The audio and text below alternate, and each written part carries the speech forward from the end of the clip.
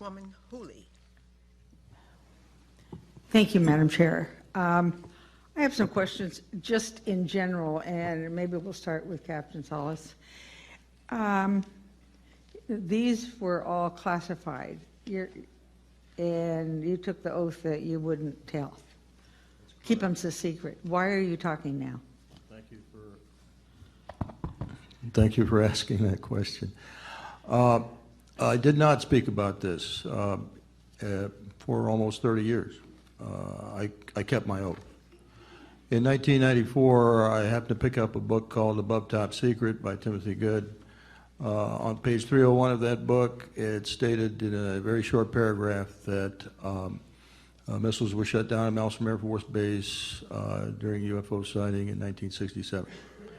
I immediately thought that that was my incident because it described it fairly well, and I decided to go ahead and request, under the Freedom of Information Act, information about that specific incident. They were talking about the Echo flight shutdown, because I thought that was my incident. So I didn't mention anything about UFOs when we sent the inquiry. I just asked for, actually my researcher, James Klotz, who was with MUFON at the time, requested this information under FOIA. The Air Force wrote back and said, this incident is classified, however, because of the time lapse, Right.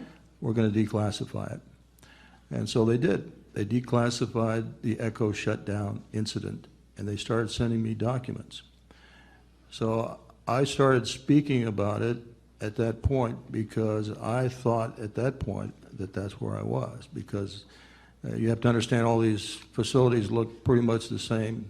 I knew I wasn't in the same squadron as Echo, but I did know that at times we did help out when they were short on crews.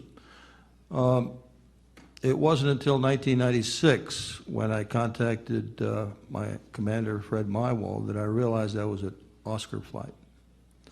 And then I realized I'd been speaking out of turn, so to speak, because I had violated my oath by not speaking about my specific incident. I made a decision to continue speaking about it, and I've been speaking about it ever since. I've never been harried by the Air Force. Nobody's ever knocked on my door and said, can't talk about it. So I continue to speak about it. Well, we're glad you do.